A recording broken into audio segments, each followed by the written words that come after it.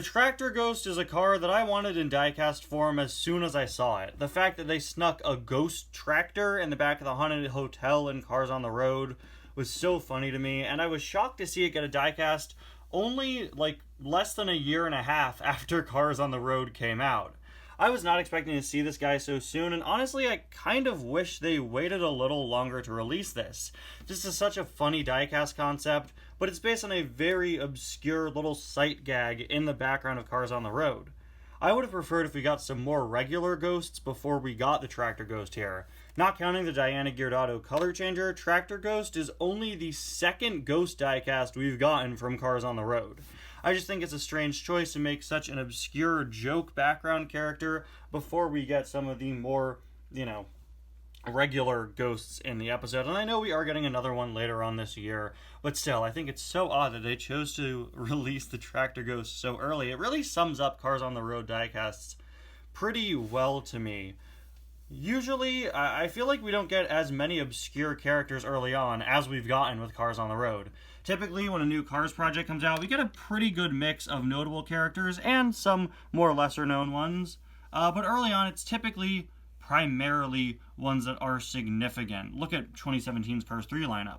Yeah, we got background characters, but the background characters we got were all racers that are significant to the movie, like the Demolition Derby cars, etc.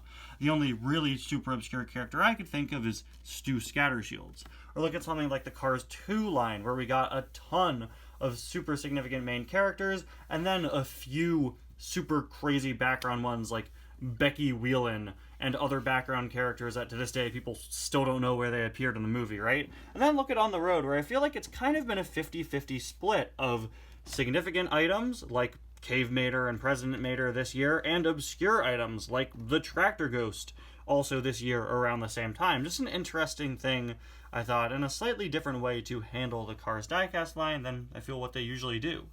Anyway, guys, welcome back to another review. Today, I'm very excited to be taking a look at the Tractor Ghost. I found this at a grocery store in my area, or actually my mom did, and she was nice enough to pick it up for me. That grocery store never has cars, but they had the Tractor Ghost and a Gearston Marshall. Woo-wee, Gearston, yay. Anyway, yeah, very excited because it seems my store skipped the Tractor Ghost's wave, unfortunately. As you can see, we've got the new for 2024 tag there. Absolutely love the character artwork for this guy. It is completely spot on to their appearance in the show. It feels like it's taken right out of the show, as does the expression.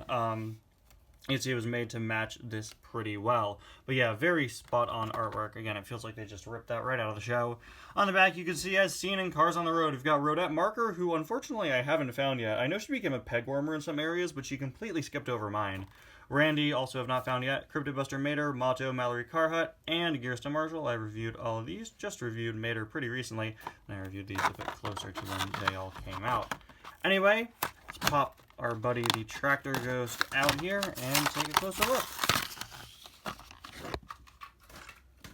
So, with the Tractor, I can't take it seriously with his face. Alright, so here's the Tractor Ghost out of the package, and man, it certainly looks pretty great.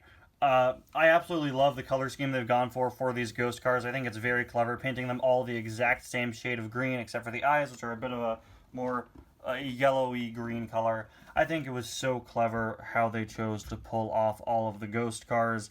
Now, as much as I love this tractor, and as great as its expression is, there's just one little thing that bothers me about it, and that is the mouth. I talked about this in an Errors and Inconsistencies episode, I believe, but for the Ghost Tractor here, they actually reused the mold of the racing tractors, which, as you can see, have open, smiling mouths. And it bothers me because if they reused the mold of the original regular tractor, then you'd have a perfect spot-on mouth, because those eyes are so accurate to the show, but then they used a mold with an open mouth. If they just used that original tractor mouth, we would have a perfectly spot-on item here, but instead you have something that looks a little more silly. I've heard people compare this to the Pog Face meme. That's what people were saying over on my Discord server. And honestly, yeah, I can't deny that. It's definitely, I don't know. It was so close to being to being perfect. But hey, I don't mind because we still got a funny face out of it, you know? And I still think it works pretty well. I just wish we had that different mouth instead. But hey, Thailand hasn't made a tractor of this mold just yet. Moving on to the side, you can see all the typical tractor inner workings and all that, which are actually colored in a, I believe, that's actually a darker shade of green. It might be black, I'm not sure, but I think it's actually just a very dark green, which is nice and consistent. Of course, none of the regular writing or spots or anything you'd expect on a tractor are here, which is accurate. This is just actually no, I think if you look closely you can see the tractor does still have spots.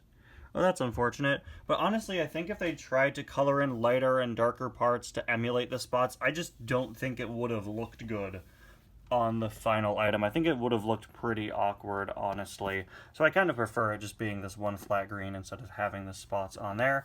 Fully green painted wheels and tires. Fully green back, as it should be. There is a look at the other side. And finally, there is a look at the base. Certainly a pretty fun and funny diecast concept. One I'm very glad to have in my collection, even if it is strange to see it released at this point in time. Anyway, guys, thank you all so much for watching. I'll see you guys next time. Bye now.